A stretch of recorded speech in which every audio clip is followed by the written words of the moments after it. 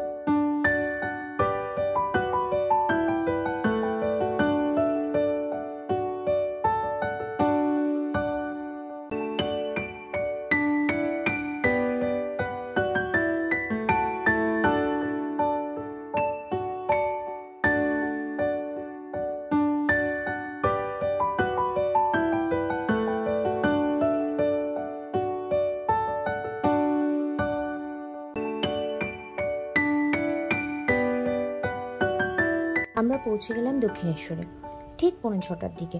তখনও মন্দিরের প্রধান গেট বন্ধ ছিল, তবে কিছু মানুষজন জড়ো হচ্ছিলেন। 6টার সময় গেট খুলতেই আমরা গাড়ি পার্ক করে বেরিয়ে পড়লাম গঙ্গা স্নানের উদ্দেশ্যে। শ্রাবণ মাসের প্রথম রবিবার, স্বাভাবিকভাবেই খুব ভিড় ছিল। গঙ্গার পবিত্র জলে ডুব দিয়ে শরীর ও মনকে শুদ্ধ করে নিলাম।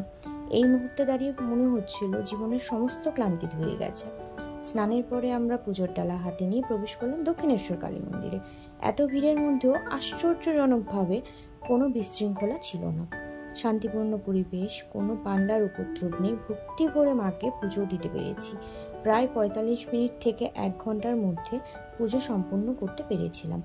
বর্তমানে মন্দিরের ভেতরে মোবাইল ফোন, ব্যাগ, ক্যামেরা এসব নিয়ে প্রবেশ নিষিদ্ধ। মোমবাতি ও ধূপকাঠিও নিষিদ্ধ, তবে তার মধ্যে একটা শৃঙ্খলা আছে যা পুরো পরিবেশকে আরও পবিত্র করে তোলে। দক্ষিণেশ্বরের মন্দিরে রয়েছে একাধিক শিব মন্দির, কিন্তু যদিও এখন শিব ঠাকুরের মাথায় গঙ্গাজল ঢালার অনুমতি নেই। রাধাকৃষ্ণ ও জগন্নাথ মন্দির একদম ফাঁকা ছিল সকালবেলায়, তাই সেখানেও খুব সুন্দরভাবে দর্শন করতে পেরেছি। সবশেষে মা ভবতারিণীর সামনে দাঁড়িয়ে মনটা ভরে উঠল। এখানে এলে একটা শান্তি অনুভূতি হয়, সত্যি ভাষায় প্রকাশ করা যায় না। গাড়ির পার্কিং ব্যবস্থা যথেষ্ট ভালো।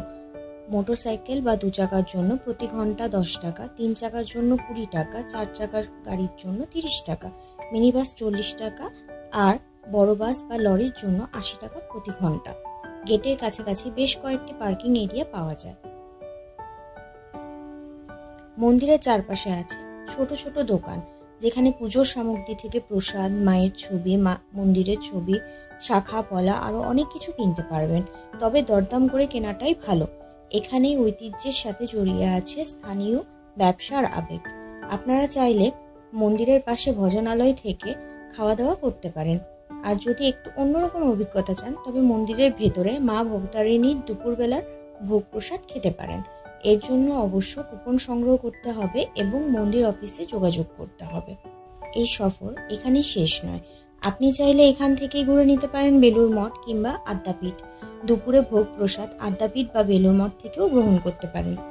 এই ছিল আজকের এক পবিত্র সুন্দর সকাল, যেখানে ভক্তি, প্রকৃতি আর শান্তির এক অপূর্ব মেলবন্ধন ঘটেছে। আপনাদের এই ভিডিও যদি ভালো লেগে থাকে তাহলে লাইক, শেয়ার করুন আর travel with Swapnil and more চ্যানেলটিকে সাবস্ক্রাইব করতে ভুলবেন না। কমেন্টে জানাবেন আপনারা শেষ কবে দক্ষিণেশ্বর গিয়েছেন আর আপনার প্রিয় মুহূর্ত কোনটা ছিল সেখানে গিয়ে। দেখা হবে নতুন কোনো গন্তব্যে নতুন অভিজ্ঞতা নিয়ে। ততদিন পর্যন্ত ভালো থাকুন, সুস্থ থাকুন এবং ঘুরে বেড়ান।